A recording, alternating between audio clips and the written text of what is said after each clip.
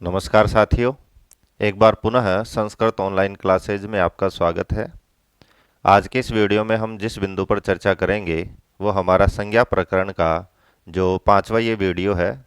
और इस पांचवें वीडियो में पांचवें भाग में हम संज्ञा प्रकरण की एक महत्वपूर्ण संज्ञा है इत संज्ञा, जिसकी हम आगे जब बार बार जब संधि पढ़ेंगे और भी हम प्रत्यय आदि पढ़ेंगे वहाँ पर बार बार इस संज्ञा की हमें आवश्यकता होती है। तो सबसे पहले इसको समझते हैं कि इत संज्ञा क्या होती है, कौन कौन से जो वर्ण हैं उनकी इत संज्ञा होती है और किस किस अवस्था में उन वर्णों की हमें इत संज्ञा करने की आवश्यकता होती है। सारी चीज़ें आज के इस वीडियो में हम डिटेल से चर्चा करेंगे।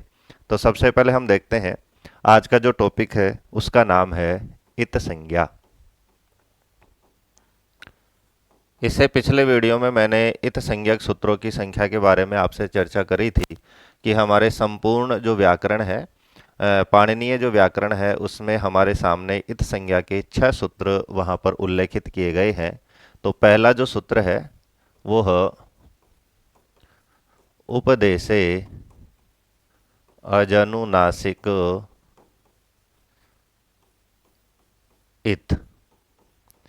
इन सारे सूत्रों का क्या अर्थ है, कौन कौन से वर्ण इन सूत्रों में शामिल किए गए हैं, वो मैं आपको आगे की जो स्लाइड होंगी उसमें बिल्कुल क्लियर करेंगे। तो सबसे पहले हम इन 6 सूत्रों का नाम देखते हैं कि ये कौन कौन से हैं। दूसरा हमारे पास जो सूत्र है वो है हलंत्यम। तीसरा जो सूत्र है वो है आदिरी टुडवह। चौथा जो सूत्र है वो है चूटू। पांचवा जो सूत्र है वो है सह प्रत्ययस्य। और छठा जो सूत्र है वो है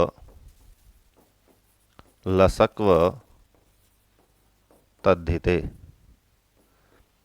इसके अलावा हमारे सामने एक वार्तिक भी निकल कर आता है, और वार्तिक किसने लिखे हैं, महाभाष्य किसने लिखे हैं, एक अलग से हम वीडियो तैयार करेंगे। जो व्याकरण के जो त्रिमुनि हैं, महर्षि पाणिनि, कात्यायन जिसका दूसरा नाम वरुचि भी है, और महर्षि पतंजलि, उन्होंने कौन कौन सी रचनाएं करी, कौन सी रचना में क्या विषय है, वो एक अलग से हम वीडियो बनाएंगे। यहाँ पर सिर्फ आपको ध्यान रखना है कि इत संज्ञा करने वाले जो सूत्र हैं वो 6, और एक वार्तिक है इर इत संज्ञा इति वक्तव्यम। तो ये हमारा 7वें नंबर का जो सूत्र है, वार्तिक है, ये निकल कर आता है। तो आज के इस वीडियो में हम जो 6 हमारे सामने इत संज्ञक सूत्र हैं इनकी ही चर्चा करेंगे। और इस वीडियो को देखने के बाद में चाहे वो कोई सा भी संस्कृत से रिलेटेड कोई सा भी एग्ज़ाम हो, फर्स्ट ग्रेड हो, आपका नेट हो, सेकंड ग्रेड हो, या फिर डीएसएस भी हो, केवीएस हो, इत संज्ञा से संबंधित कोई भी आपकी समस्या हो, वो आज के इस वीडियो में सारे यहाँ पर हम विस्तार से उसको क्लियर करते चलते हैं। तो देखते हैं इन 6 सूत्रों का विस्तार से चर्चा। तो सबसे पहला जो सूत्र था हमारे सामने वो था उपदेशे अज अनुनासिक इत। आजकल जो कंपटीशन का जो लेवल है वो मैं आपको फर्स्ट वीडियो में ही बता चुका हूँ, वो थोड़ा सा एडवांस हो चुका है। तो जो व्याकरण के जो सूत्र हैं उनकी एक वृत्ति होती है, उस वृत्ति में उसका जो अर्थ है वो सारा का सारा दिया हुआ होता है। तो उन सारे सूत्रों की वृत्ति सहित हमें पढ़ना है, क्योंकि पिछले कुछ एग्जाम में देखा गया है कि वृत्ति से भी प्रश्न बनने लगे हैं। तो यहाँ पर मैंने हर सूत्र के साथ उसकी वृत्ति को लिया है।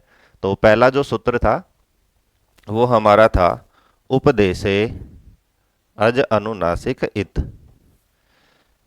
वृत्ति हम देखते हैं कि उपदेशे अनुनासिको अच इत संगत स्यात्। तो इसका जो अर्थ है वो मैं आपको लिखकर यहाँ पर क्लियर करता हूँ कि उपदेश अवस्था में, उपदेश अवस्था में विद्यमान अनुनासिक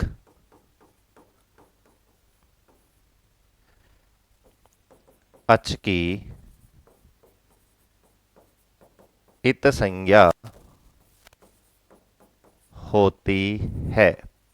कि जो उपदेश अवस्था में विद्यमान जो हमारा जो अच है उसकी इत संज्ञा जो सूत्र करता है वो है उपदेशे अज अनुनासिक इत।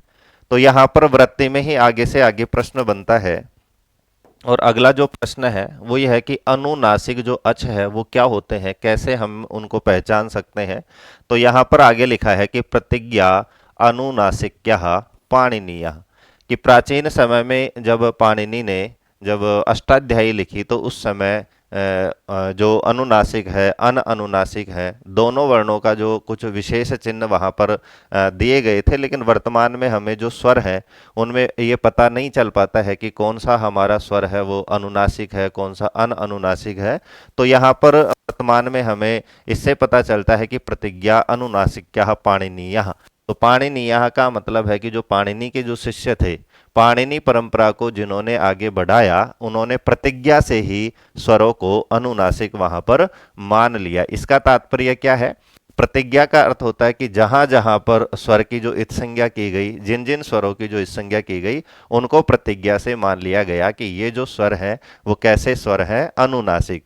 तो यहाँ पर वृत्ति का अर्थ निकल कर आता है कि उपदेश यानी उपदेश अवस्था में अनुनासिक यानी जो अनुनासिक, अच यानी जो अच होता है, इत संज्ञा स्यात् उसकी इत संज्ञा होती है। अब अनुनासिक क्या होता है? तो आपको परीक्षा में पूछे कि अनुनासिक को हम कैसे पहचाने, तो प्रतिज्ञा अनुनासिक क्या पाणिनीय, कि जो पाणिनीय परंपरा को मानने वाले हैं वो प्रतिज्ञा से ही स्वरों को अनुनासिक और अन अनुनासिक वहां पर समझ लेते हैं। महत्वपूर्ण जो अगला पॉइंट आता है कि लण सूत्रस्थ अवर्णेन सह उच्चार्यमाणो रेफो रलयो संज्ञा। बहुत ही महत्वपूर्ण बिंदु है, इसको मैं यहाँ पर क्लियर करता हूँ, समझना है कि लण सूत्र, लण सूत्र का मतलब है कि जो माहेश्वर सूत्रों में हमने जो लण पढ़ा था, जो हमारा माहेश्वर सूत्रों में, और वहां पर हमने माहेश्वर सूत्रों के में चर्चा करी थी कि लण मध्येतु इत संज्ञकः, कि जो लण सूत्र में जो ए था वो क्या था? इत संज्ञक। और वहां पर जो ए की जो इत संज्ञा करने वाला सूत्र था वो हमारे पास यही था, उपदेशे अज अनुनासिक इत। तो यहाँ पर जो लण में जो ए है वो ए हमारा कैसा है? हमारा वो जो ए है वो है अनुनासिक। तो ऐसे ही ये प्रतिज्ञा है कि यहाँ पर मान लिया कि ये अनुनासिक है तो इसकी इत संज्ञा हम उपदेशे अज अनुनासिक इत सूत्र से कर देते हैं। तो यहाँ पर हम समझते हैं कि लण सूत्रस्थ यानी लण सूत्र के अंतर्गत ए वर्णेन, ए वर्ण के साथ, स यानी साथ, उच्चार्यमाण जो उच्चारित किया गया जो रेफ है यानी जो रे वर्ण है, और रलयो संज्ञा, उस रे का तात्पर्य र और ल दोनों होता है। वहां पर हमने पढ़ा था कि लण में जो ए है इसकी जो इत संज्ञा की गई है वो क्यों की गई थी? तो वहां पर हमने पढ़ा था कि र प्रत्याहार बनाने के लिए, र प्रत्याहार बनाने के लिए। अब ये रे प्रत्याहार क्या होता है? तो वहां पर हमने देखा था, एक बार मैं पुनः जो माहेश्वर सूत्र है, दो चार लण के बाद में जो हयवरट के बाद में जो हमारा सूत्र था लण, और इससे पहले था ह य व र और ट। तो र प्रत्याहार में यहां से हमने लिया था र, और ल के बाद में ए है तो ये ए इत संज्ञक है तो इसको ग्रहण नहीं करते हैं, और इससे पहले का जो वर्ण है उसको हम प्रत्याहारों में ग्रहण करते हैं। तो र प्रत्याहार में हमारे पास में जो वर्ण निकल कर आते हैं वो आते हैं दो, र और ल। इसीलिए यहां पर क्लियर किया गया है कि लण सूत्रस्थ अवर्णेन सह, कि लण सूत्र में जो अ वर्ण है उसके साथ जो उच्चारित रेफ है यानी जो र, क्योंकि हम र प्रत्याहार में पूरा र बोलते हैं, तो उस र का मतलब आपको सिर्फ और सिर्फ र नहीं समझना है, वहां पर र का मतलब र और ल समझना है। बात क्लियर नहीं हुई है तो इसका उदाहरण देकर मैं आपको समझाता हूं कि कहीं पर भी आपके र प्रत्याहार लिखा हुआ आता है तो हमें र प्रत्याहार का मतलब कितने वर्ण वहां पर ग्रहण करना चाहिए? तो र प्रत्याहार में हमें दो वर्ण ग्रहण करने चाहिए, एक तो र और एक ल। क्यों ग्रहण करना चाहिए? एक बार आप इसका स्क्रीनशॉट ले सकते हैं क्योंकि मैं इसको मिटाने वाला हूं। तो देखते हैं,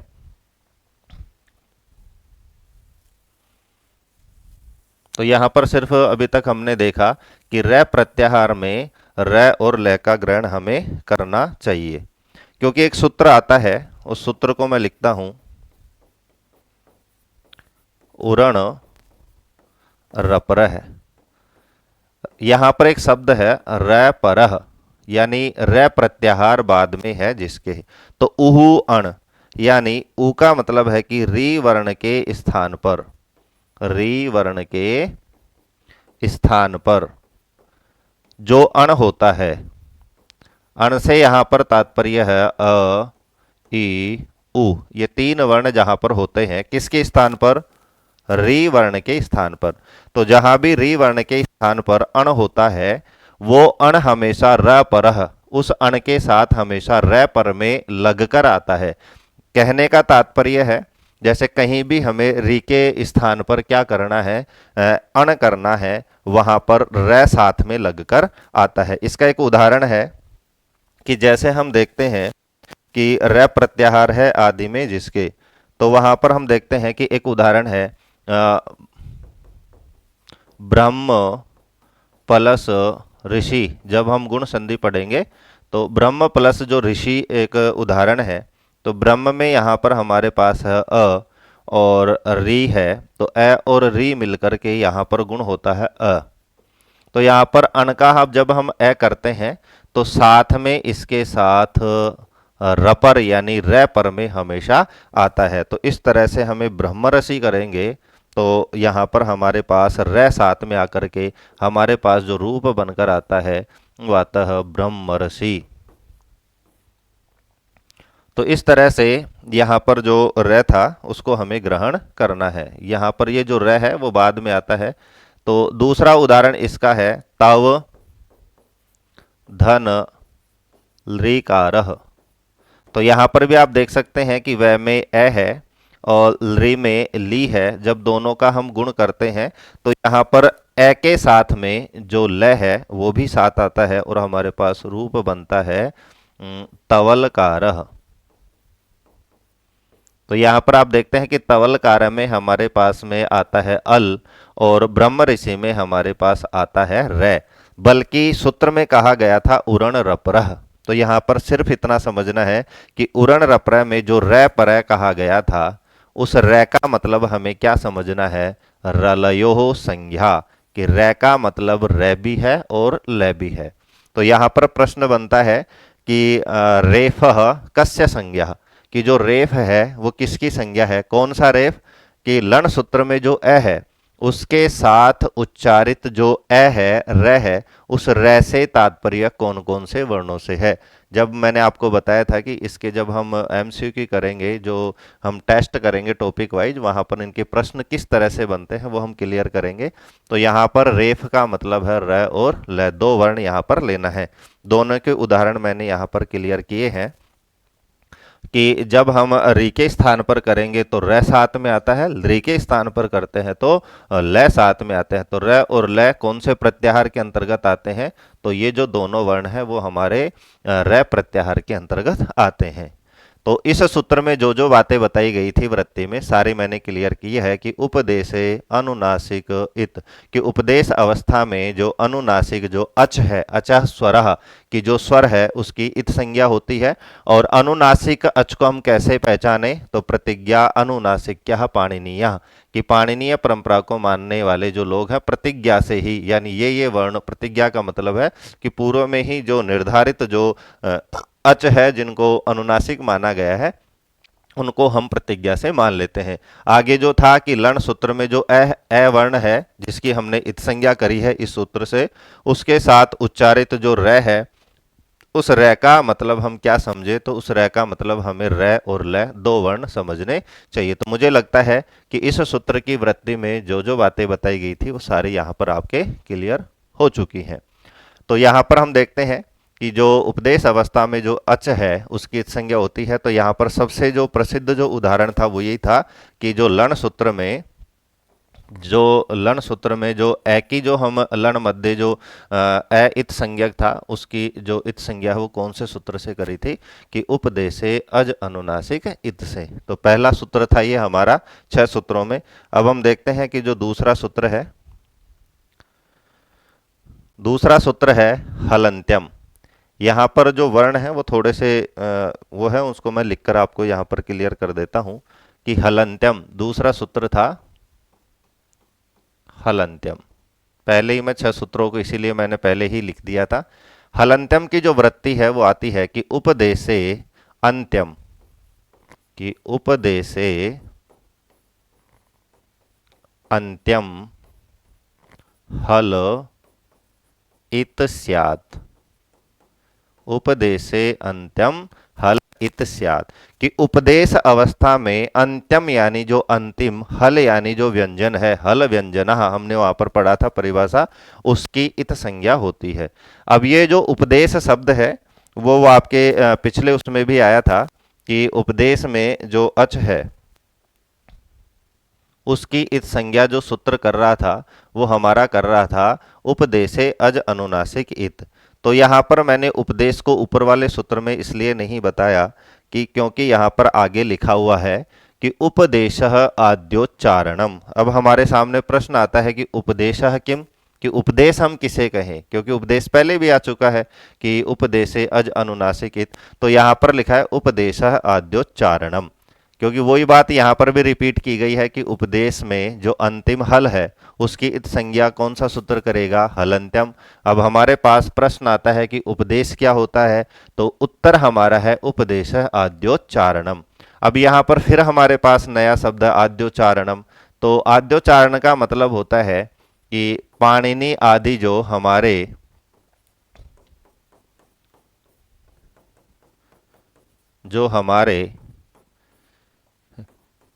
वैयाकरण हुए हैं उनको हम आदि वैयाकरणी कहते हैं। उनके द्वारा जो जो बातें कही गई है, महर्षि पाणिनि है, कात्यायन है, पतंजलि है, तो उनके द्वारा जो जो उच्चारण किया गया है वो सारी चीजें क्या कहलाएंगी, उपदेश कहलाती हैं।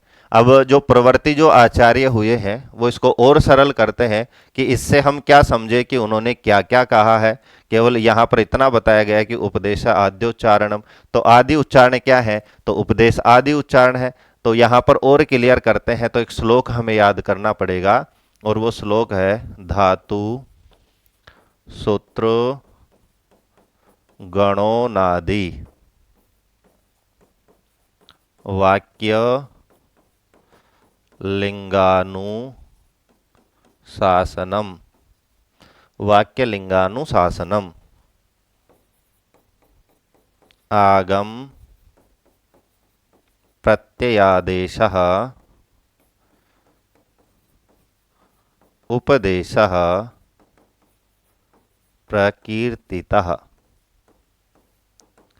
तो इससे क्लियर होता है कि जो धातु है, जैसे पठ धातु है, भू धातु आदि, सूत्र हैं जितने भी हम सूत्र पढ़ रहे हैं, गण है जैसे भवादि गण, चुरादि गण, गणों में जो व्यवस्था की गई है, उणादि हैं, और वाक्य हैं, लिंगानुशासन है, आगम है बीच बीच में जो जैसे सप आदि आगम है, और प्रत्यय है, ल्युट आदि जो प्रत्यय हैं, तो सारे के सारे क्या कहलाते हैं, उपदेशः प्रकीर्तितः, कि उपदेश कहलाते हैं। तो हमें याद रखना है क्या क्या उपदेश कहलाते हैं। धातु भी उपदेश कहलाएगी, सूत्र भी उपदेश कहलाएगा, गण भी, उणादि भी, वाक्य भी और लिंगानुशासन भी, आगम भी, प्रत्यय और आदेश, ये सब के सब क्या कहलाते हैं, उपदेश।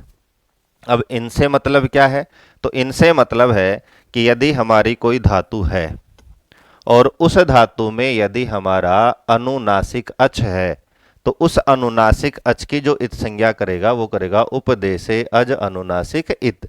तो जिस जिस इत संज्ञक सूत्र में उपदेश लिखा हुआ है और उसमें यह कहा गया है कि उपदेश में आने वाले सारे अनुनासिक अचों की इत संज्ञा होती है उपदेशे अज अनुनासिक इत से, तो हमें समझ लेना चाहिए कि धातु का अनुनासिक अच, सूत्र का अनुनासिक अच, गण में आने वाला अनुनासिक अच, उणादि में आने वाला अनुनासिक अच, आगम में आने वाला अनुनासिक अच, सारे जो अनुनासिक अच हैं जो इन सब में स्थित है उनकी इत संज्ञा हो जाएगी उपदेशे अज अनुनासिक इत से। इसी तरह से हम देखते हैं कि इन सब में यदि कोई अंतिम हल है, लास्ट में कोई हल आ रहा है, तो इन सब में उस अंतिम हल की भी इत संज्ञा हो जाती है। कौन से सूत्र से, हलंत्यम सूत्र से। जैसे हमने माहेश्वर सूत्र पढ़ा था, और उन माहेश्वर सूत्रों में पढ़ा था, जैसे पहला था ए ई ऊ ण, तो वहां पर हमने देखा था कि ये जो सूत्र हैं, क्योंकि माहेश्वर सूत्रों की भी जो गिनती है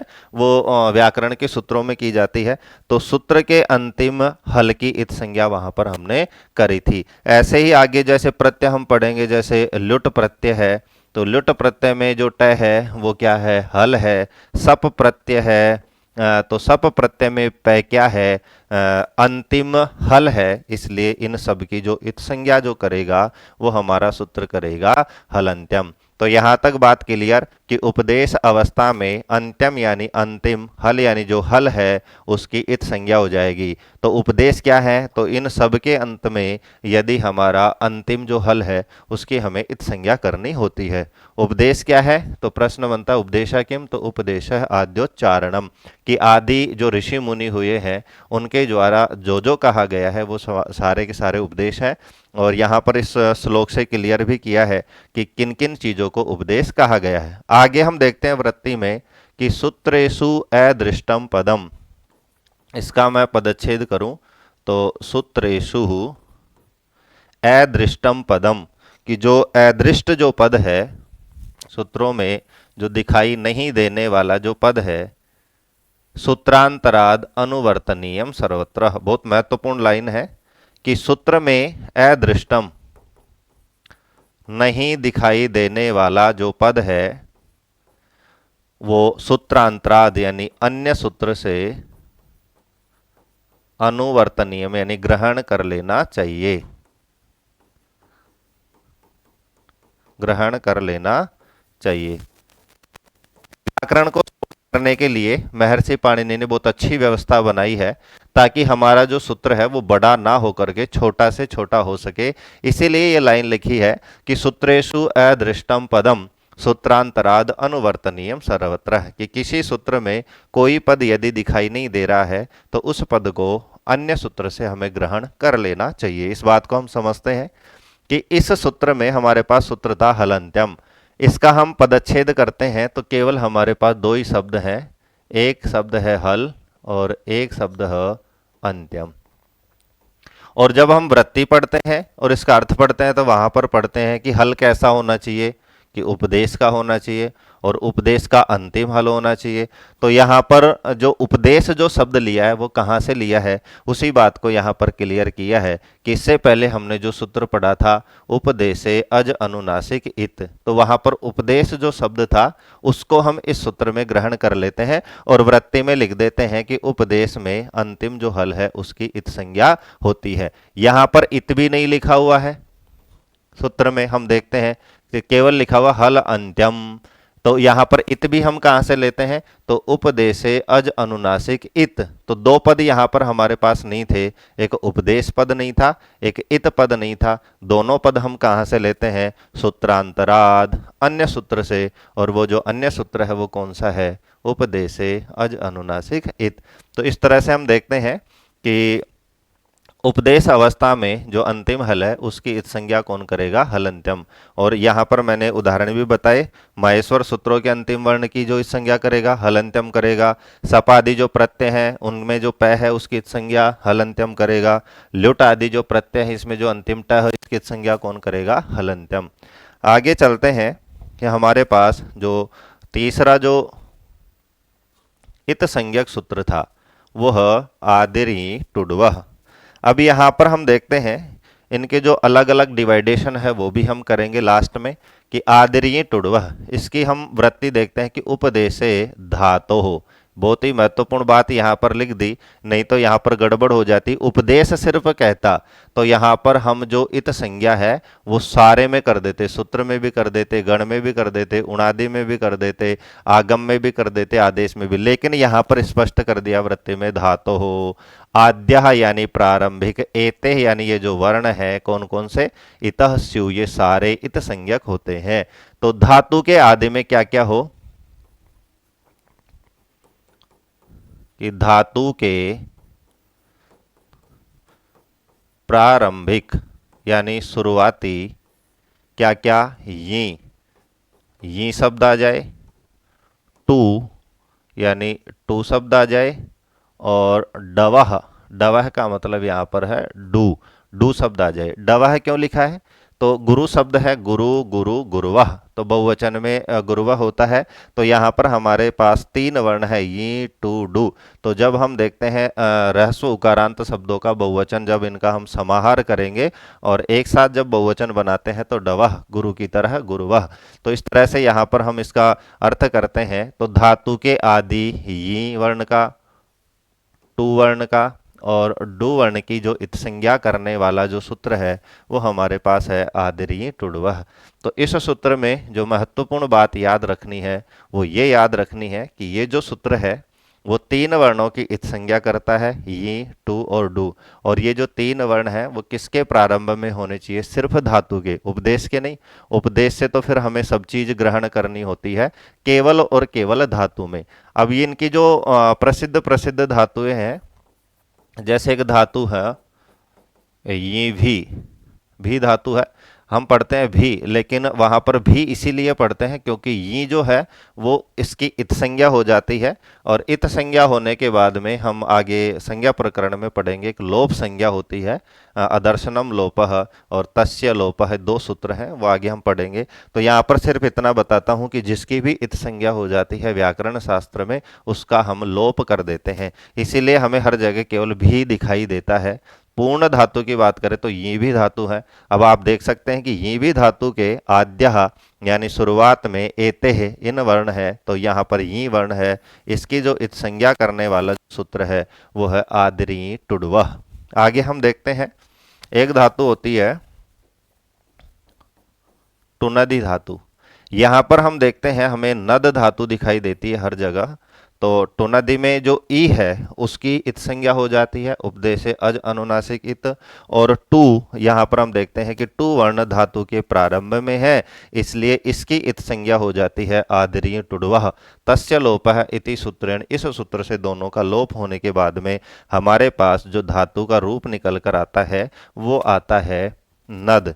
इसी तरह से एक धातु है डुक्रीय करणे, कार्य करने के अर्थ में डुक्रीय धातु है, वहां पर हमें सिर्फ क्री धातु दिखाई देती है।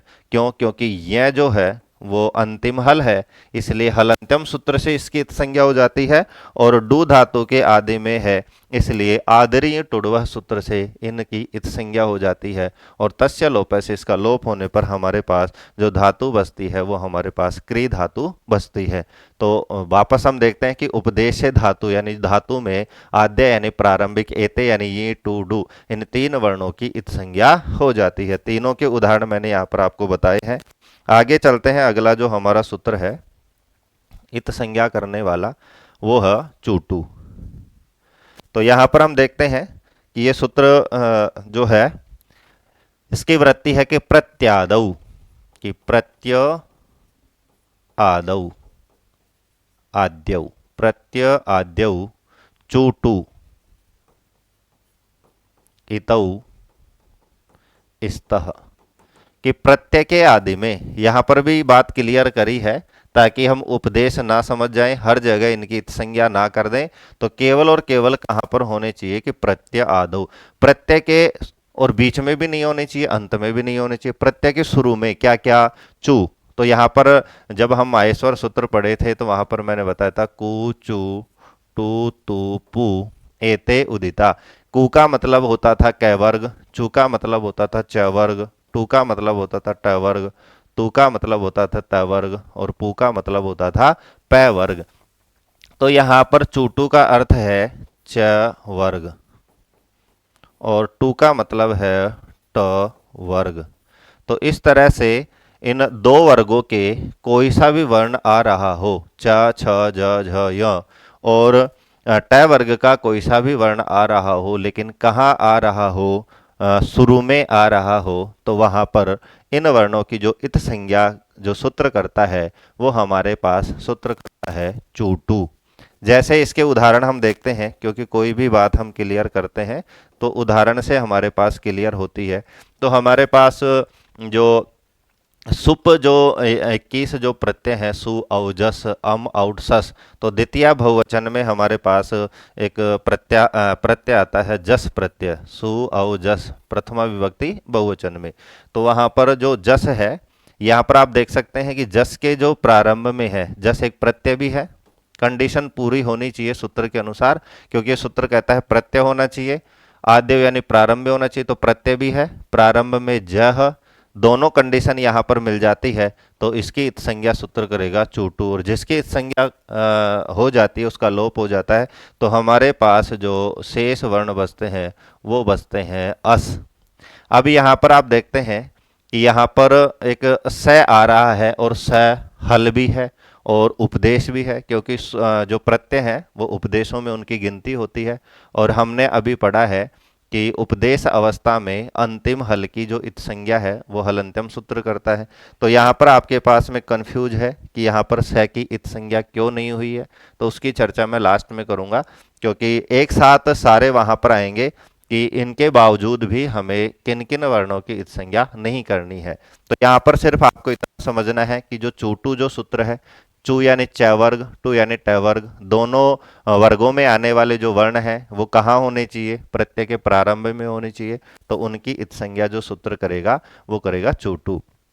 इसी तरह से ये था हमारा च वर्ग का। ट वर्ग का हम देखते हैं कि जब हम स्त्री प्रत्यय पढ़ते हैं तो वहाँ पर स्त्री प्रत्ययों में हमारे पास एक प्रत्यय आता है चाप, एक प्रत्यय आता है डाप। तो यहाँ पर आप देख सकते हैं ट भी हमारा ट वर्ग में है, ड भी हमारा ट वर्ग में है, दोनों की इत संज्ञा जो सूत्र करेगा वो भी हमारा इत संज्ञक सूत्र है चूटू। तो यहाँ पर आप देख सकते हैं कोई प्रत्यय होना चाहिए, प्रत्यय के प्रारंभ में च वर्ग या ट वर्ग का कोई भी वर्ण हो, उसकी जो इत संज्ञा करेगा वो इत संज्ञक सूत्र है चूटू। आगे हम देखते हैं कि हमारा जो पांचवा जो इत संज्ञक जो सूत्र है वो है सप्रत्ययस्य। यहाँ पर भी बात क्लियर की है कि प्रत्यय, तो प्रत्ययस्य आदि, आदि का मतलब बार बार आपको बताते आ रहे हैं, आदि का मतलब होता है प्रारंभ। तो यहां पर प्रत्यय के प्रारंभ में स केवल और केवल इस सूत्र के अंतर्गत एक ही वर्ण की इत संज्ञा होती है। तो यहाँ प्रश्न बनता है कि केवल एक वर्ण की इत संज्ञा करने वाला जो सूत्र है वो हमारा है सप्रत्ययस्य। अभी तक जितने भी सूत्र थे वो बहुत सारे वर्णों की इत संज्ञा करते थे, जैसे पूरे स्वरों की उपदेश अज अनुनासिक इत, पूरे हल वर्णों की हलंत्यम, ऐसे च वर्ग ट वर्ग की चूटू, तीन वर्ण थे ये टी डू उनकी आदरी टुडवह। ऐसे केवल एक वर्ण है कि सह प्रत्ययस्य, कि प्रत्यय के शुरुआती स की इत संज्ञा जो सूत्र करेगा वो करेगा स प्रत्ययस्य। इसके जो उदाहरण हमें देखने को मिलते हैं व्याकरण शास्त्र में, एक प्रत्यय है साकन और एक प्रत्यय जैसे स्पह, प्राचां स्वह तद्धिता।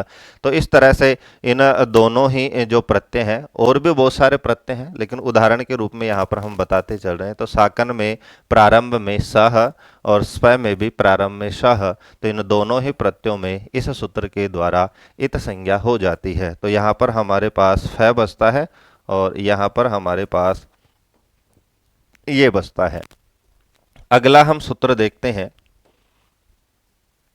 लास्ट और अंतिम जो इत संज्ञक सूत्र है पाणिनीय व्याकरण में वो है लसक व तद्धिते। सूत्र का पदच्छेद करते हैं तो पदच्छेद निकल कर आता है ल स और कु।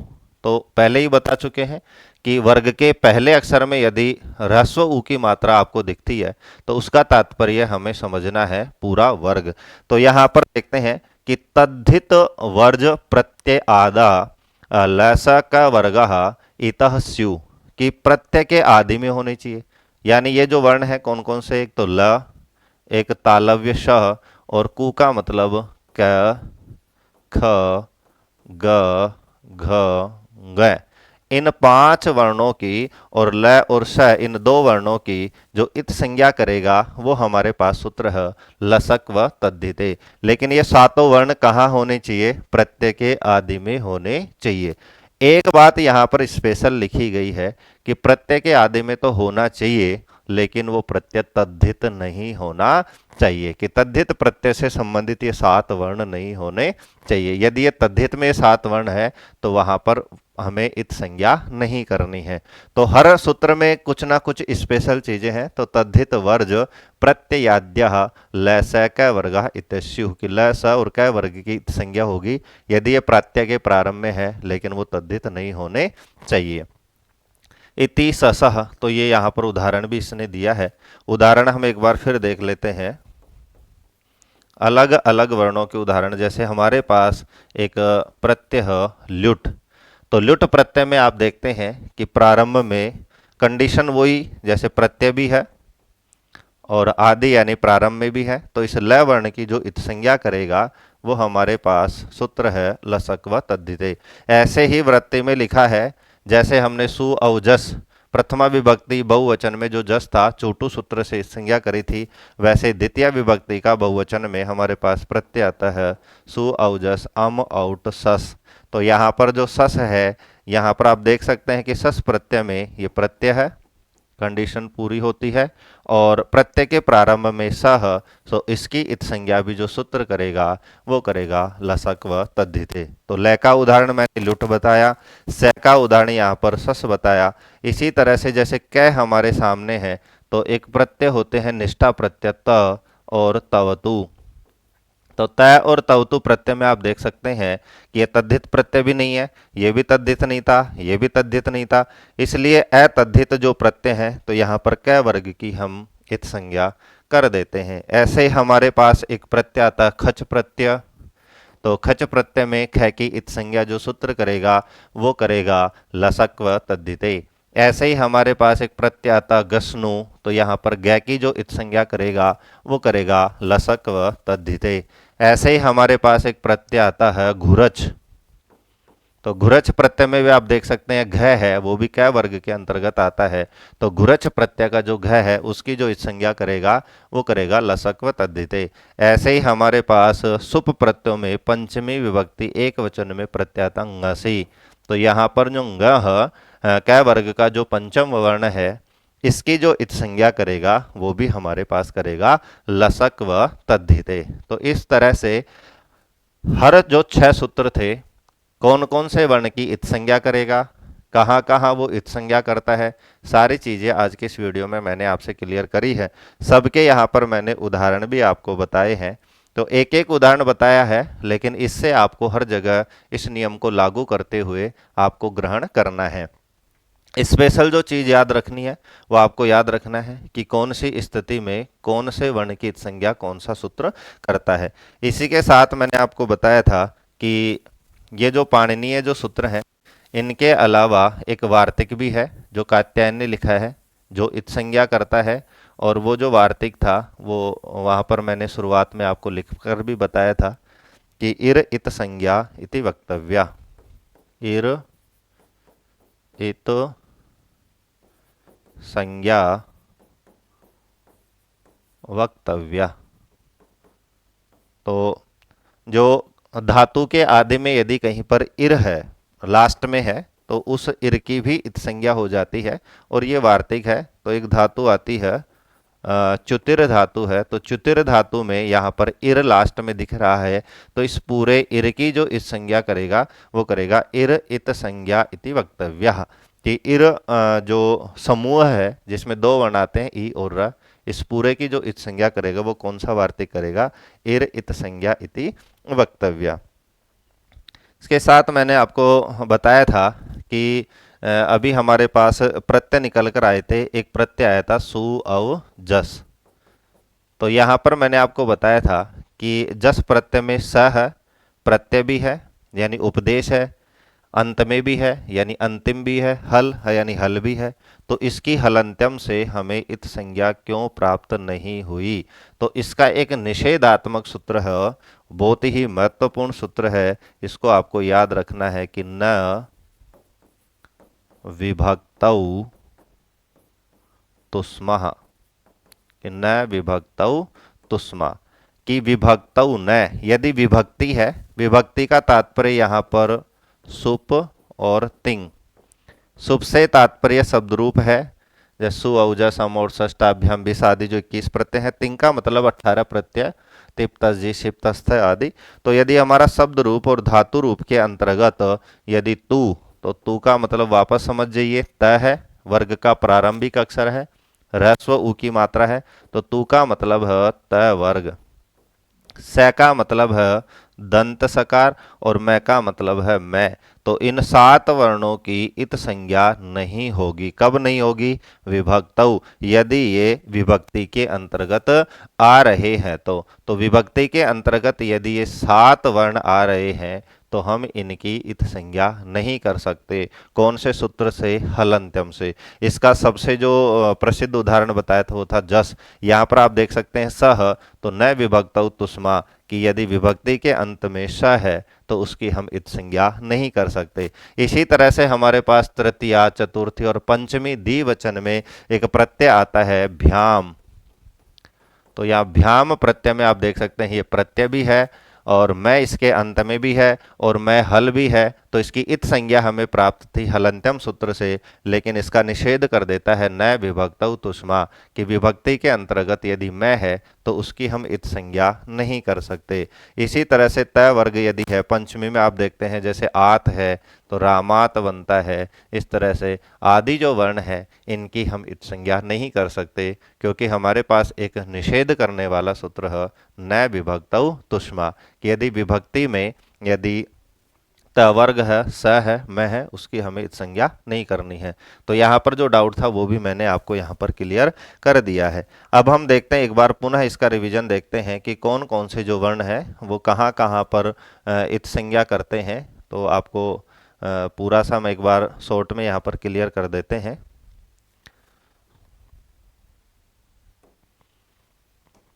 पहला हमारा सूत्र था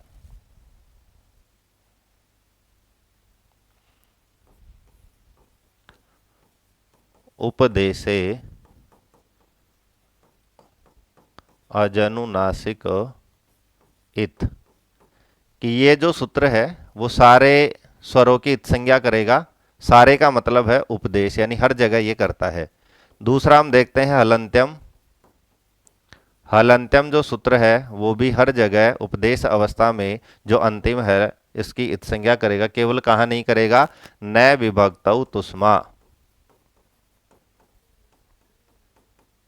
कि विभक्ति के अंतर्गत तय वर्ग, दंत्य सकार और मैं की इत संज्ञा केवल ये नहीं करेगा।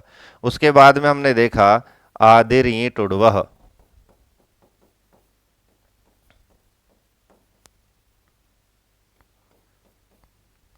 तो यहां पर हम देखते हैं कि ये धातु के प्रारंभ में हो तो ये केवल और केवल कौन से उपदेश में करेगा? धातु में। तो ये टी डू, ये तीन जो वर्ण हैं इन तीनों वर्णों की इत संज्ञा करने वाला सूत्र है और केवल कहाँ होंगे? धातु में। उसके आगे हमने पढ़ा चूटू, च वर्ग और ट वर्ग की इत संज्ञा होती है केवल कहाँ होगी? प्रत्यय के आदि में। तो ये इत संज्ञा केवल प्रत्यय में करेगा, ये सारे उपदेशों में करेंगे। उसी तरह से पांचवा था सह प्रत्ययस्य, ये जो स की इत संज्ञा करेगा ये भी प्रत्यय में करेगा। और छठा था लसक्व तद्धिते, तो ये जो लसक्व तद्धिते था ये केवल किस में करेगा? प्रत्यय में करेगा। तो इस तरह से हमारे सामने जो सार रूप में निकल कर आता है वो आता है कि अंतिम जो 3 इत संज्ञक सूत्र हैं ये इत संज्ञा केवल और केवल कहाँ करते हैं? प्रत्यय में करते हैं। धातु में करने वाला स्पेशल एक सूत्र है आदिनी टुडवा, ये केवल और केवल धातु में करेगा। और ऊपर के जो 2 सूत्र हैं ये धातु, सूत्र, गण, उणादि, वाक्य, लिंग, अनुशासन, आगम, प्रत्यय, आदेश, हर उपदेश अवस्था में ये उपदेश अच की और अंतिम हल की इत संज्ञा करते हैं। तो आज की इस वीडियो में इत संज्ञा से रिलेटेड सारे जो बिंदु थे वो मैंने अपनी तरफ से बहुत क्लियर करने की कोशिश की है। फिर भी यदि कोई बिंदु हम किसी टॉपिक में छोड़ देते हैं तो उसको जब हम इसकी जो टेस्ट सीरीज करेंगे, इनके जो प्रश्न हल करेंगे वहाँ पर उसको शामिल करते हुए उन सारी बातों को क्लियर करेंगे। तो आज के वीडियो के लिए इतना ही, धन्यवाद।